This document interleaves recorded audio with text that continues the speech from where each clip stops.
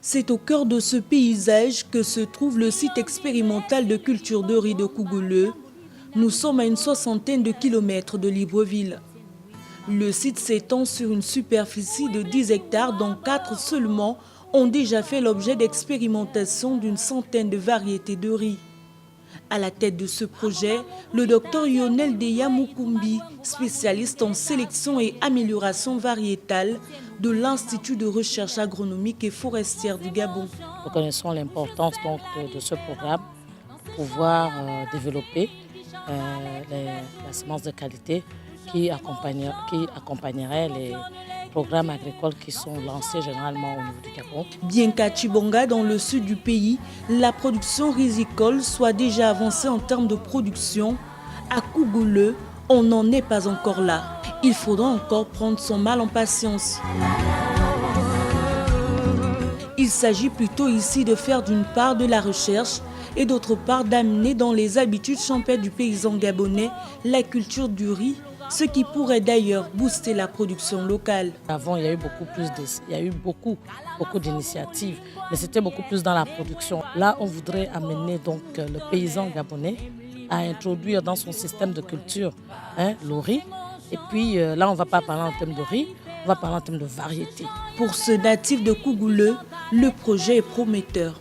Je suis natif de Kougouleu.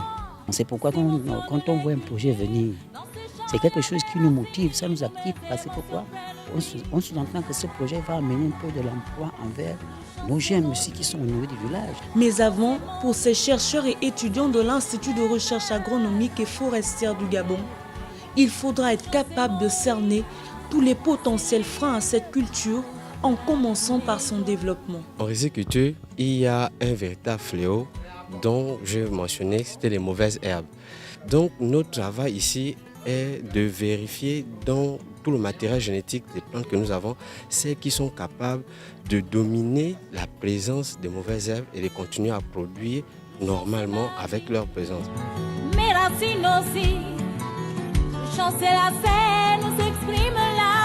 Un projet qui n'aurait pas vu le jour sans un important accompagnement financier du gouvernement gabonais. Pour réhabiliter ce centre, le gouvernement a dégagé une somme de 72 millions.